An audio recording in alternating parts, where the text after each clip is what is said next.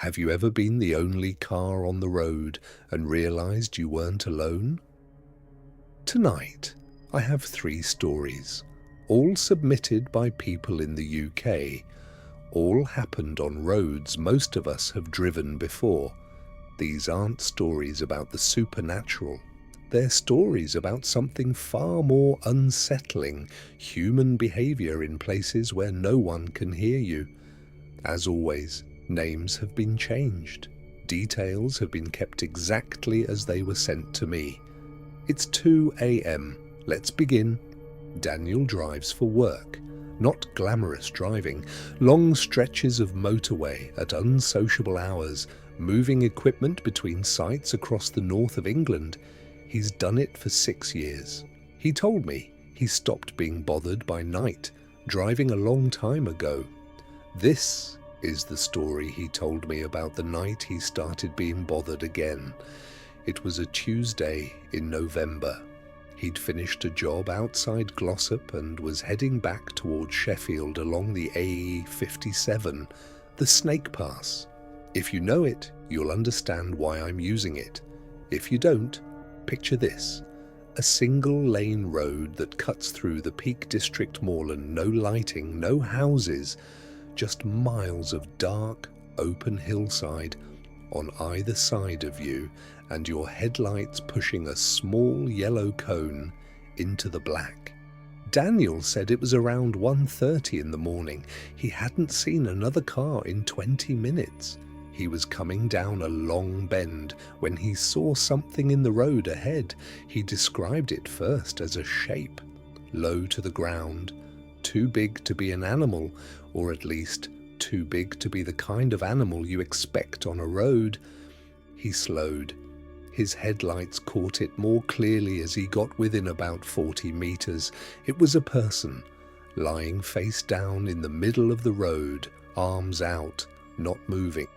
He stopped the van, hazards on. He sat for a moment, engine running, watching, no movement.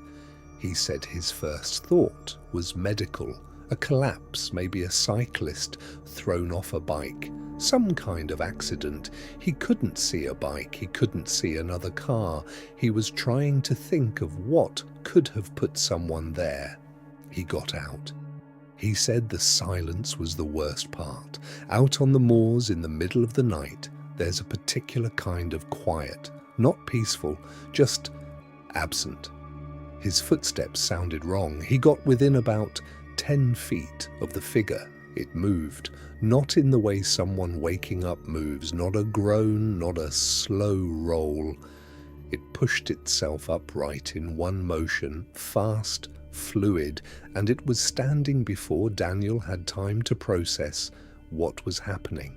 He told me it stood with its back to him, just standing there in the road, not turning around. Daniel said he doesn't remember deciding to move. He said his body made the decision before his brain did.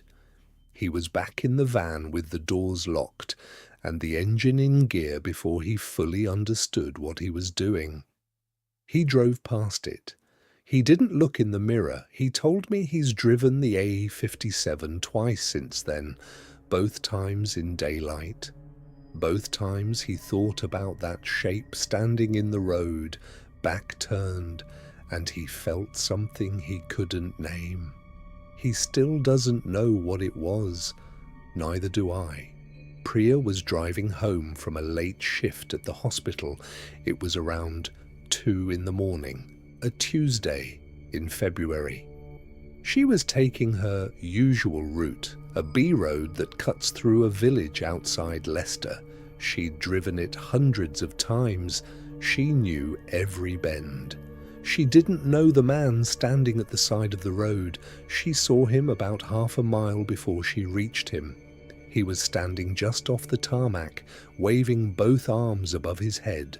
No car parked nearby, no bike, nothing. Just a man in a dark jacket waving.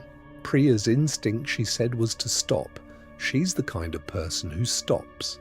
She slowed down, but she didn't stop. She told me something felt wrong before she could explain what it was. She said she noticed as she got closer, that he wasn't looking at her headlights. Most people who flag down a car look toward the car. This man was looking slightly to the side of it, like he was watching something next to the car rather than the car itself. She drove past him slowly. She watched him in her mirror. He lowered his arms. He watched her drive away. He didn't move. Priya drove another mile and pulled into a lay-by. She told herself she was being paranoid. She thought about calling 999 but didn't know what she'd say. There's a man standing by a road. He was waving. He seemed fine. She convinced herself she'd done the wrong thing. She almost turned back. She didn't. Instead, she rang her boyfriend, told him where she was, and drove home with him on the phone. She told me she felt foolish the whole way. She described it as the worst kind of paranoia, the kind where you know you're probably wrong, but you can't shake the feeling. She mentioned it at work the next morning. A colleague, an A&E nurse who'd been there for 11 years, went quiet when she described the location. She told Priya that about 3 years earlier, a woman had stopped for a man matching that description on that same stretch of road. The man had asked to use her phone. He got in the car when she handed it to him and refused to get out. She'd had to drive to a petrol station with him in the back seat before he finally left the car. Priya said she went cold.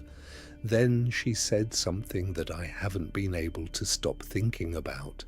She said, "I keep wondering if he's still standing there, still waiting for someone to stop." This last story is the one that stayed with me the longest after I read it. Marcus sent it to me with a note at the top.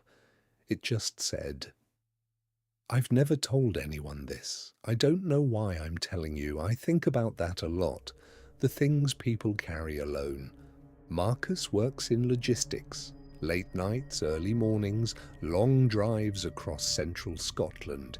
He has a 9-year-old daughter and a Labrador called Biscuit. And he told me these details not because they matter to the story, but because he wanted me to understand that he is a normal person." I believed him.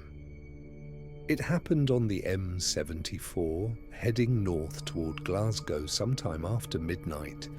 He'd been driving for about 2 hours. He said he was tired, but not dangerously so, alert enough, music on low, window cracked. The motorway was quiet. Occasional lorries in the outside lane, the usual. He pulled into a service station just south of Hamilton, fuel and a coffee. He said he was inside for no more than 15 minutes. He paid, walked back across the car park, unlocked his car, got in. There was a woman in the back seat. He described her as somewhere between 30 and 50. Dark coat. She was sitting upright, facing forward, hands in her lap, not hiding, not crouching, just sitting, as if she'd been there the whole time.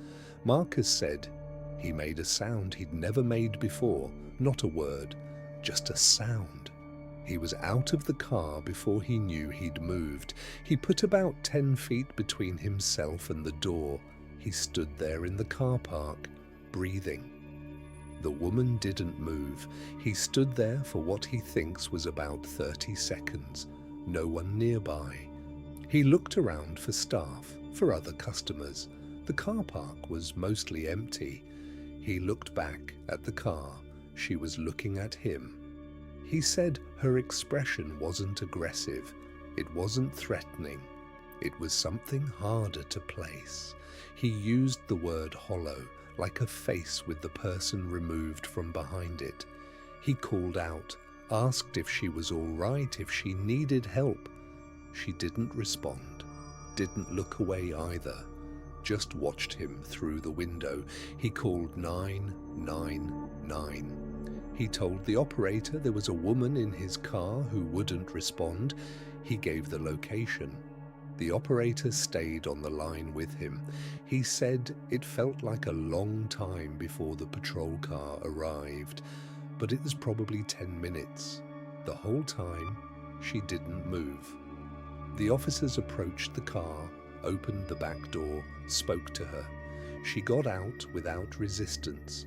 She was calm. She couldn't, or wouldn't, explain how she'd got into the car, or why, or where she was going. The officers told Marcus she appeared to be in a state of significant mental distress. They called an ambulance. Before they led her away, she said one thing. She looked at Marcus, directly at him for the first time, and said, "I didn't want to be out there on my own. Marcus told me he thinks about her sometimes. He hopes she's all right. He said he's not frightened when he thinks about it now. He said what he feels is closer to sad." I think that's the right feeling. 3 stories, 3 roads, 3 moments where something shifted, just slightly, off what we expect the world to be. If you've experienced something on a late-night drive, something you haven't been able to explain or haven't known who to tell, you can send it to me. The email is in the description. Names are always changed. Your story will be heard. If this is your first time here, subscribe. I post new stories every week. I'll be here when it's late and quiet and you need something to listen to. Stay safe out there and try not to think about empty roads on the way home.